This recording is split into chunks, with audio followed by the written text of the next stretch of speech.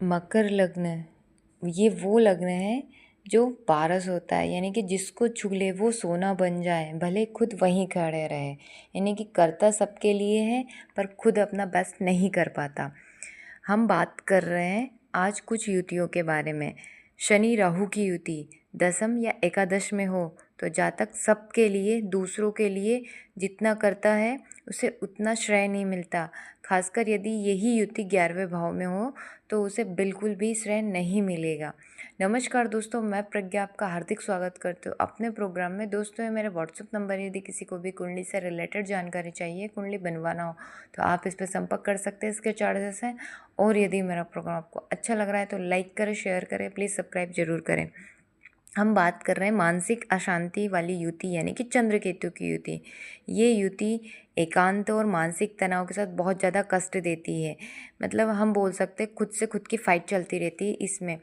रात्रि में यदि ऐसा जातक 2 बजे भी सोकर उठता है तो उसका दिमाग कुछ ना कुछ बातें करता होता है, यानी कि सारे शरीर की जो सारी एनर्जी है वो बातें करने में लगा देता है। सोचता बहुत ज़्यादा है ऐसा व्यक्ति।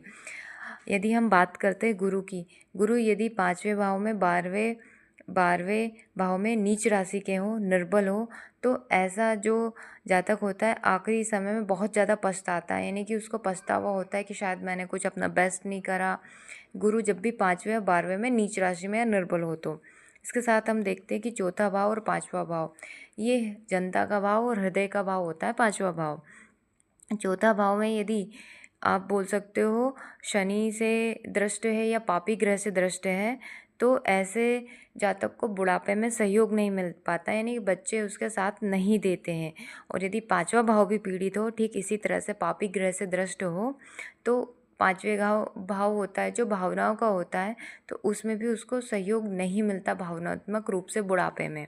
इसके साथ यदि हम बात करते हैं कुंडली का चौथा भाव, चतुर्थ भाव, सप्तम भाव और दूसरा भाव में यदि शनि हो और उसी समय शनि की महादशा हो या 7.5 हो तो जातक के मन में बार बार ऐसी उम्मीद जगती है कि मैं अगली बार सब ठीक हो जाएगा, अगली बार सब ठीक हो जाएगा, अब सब ठीक होगा, और उसी समय वो उम्मीद टूट जाती है, यानी कि सब टूट जाता है। इसके साथ ही शनि और चंद्रमा की युति हो तो ये उदासीनता दर्शाती है, मानसिक अशांति देती है, सुख नहीं लेने देती है जीवन भर। इसके साथ ही यदि हम देखते हैं जन्म कुंडली में यदि अमावस्या के एक दिन पहले का चतुर्दशी का जन्म हो कृष्ण पक्ष की, और ऐसे जातक का यदि चंद्रमा राहु या केतु से या किसी पापी ग्रह से दृष्ट हो और शुभ ग्रह की दृष्टि नहीं पड़ रही हो तो जितने भी जो जातक है वो सारे जीवन मानसिक अशांति उसके जीवन में रहेगी, यानी वो पीड़ित रहेगा अज्ञात भय से। इसके साथ ही कई बार तमाम तरह के रोग उसको चलते रहेंगे मानसिक, और पूरी तरह से भ्रम और तनाव में पूरी लाइफ निकल जाएगी। यानी कि ये स्थिति अमावस्या से भी ज़्यादा खराब स्थिति मानी जाती है। इसमें व्यक्ति कभी भी स्टेबल नहीं हो पाता है। धन्यवाद दोस्तों।